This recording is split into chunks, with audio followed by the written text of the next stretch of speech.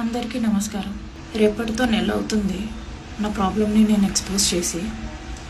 ఈ నెల రోజుల్లో నాకేం న్యాయం జరిగిందా అని చెప్పేసి నేను ప్రశ్నించడానికి మాత్రమే ఈ వీడియో చేస్తున్నాను. కమిటీ వేశారు, కమిటీ ఎటువంటి రిపోర్ట్ ఇవ్వట్లేదు. ఎఫ్ఐఆర్ ఫైల్ అయింది, దాని నుంచి ఎటువంటి ప్రాసెస్ లేదు. నా మీద ఎఫ్ఐఆర్ ఫైల్ అయింది, దాని మీద కూడా ఎటువంటి ప్రాసెస్ లేదు.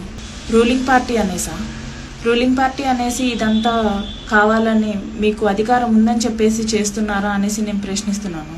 ఒక అమ్మాయికి అన్యాయం జరిగింది అని చెప్పేసి నోరు తెరిచి న్యాయం చేయండి అంటుంటే ఒక్కడు ముందుకు రావట్లేదా? అంటే ఇంక అన్యాయం జరిగినట్టేనా?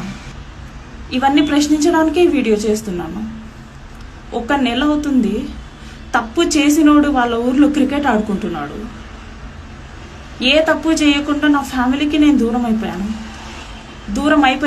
దూరం చేశాడు.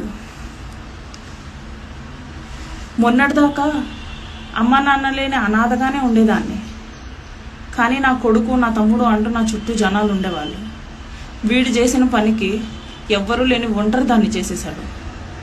అనాథని కాస్త కనీసం పక్కన కూడా జనం లేని ఒంటరి దాన్ని చేసేశాడు నన్ను. నా కొడుకుని చూసుకోవడానికి కూడా ఇప్పుడు నాకు ఇబ్బందిగానే ఉంది. పవన్ కళ్యాణ్ గారు, మిమ్మల్ని నేను ఎందుకు అడుగుతున్నానో తెలుసా?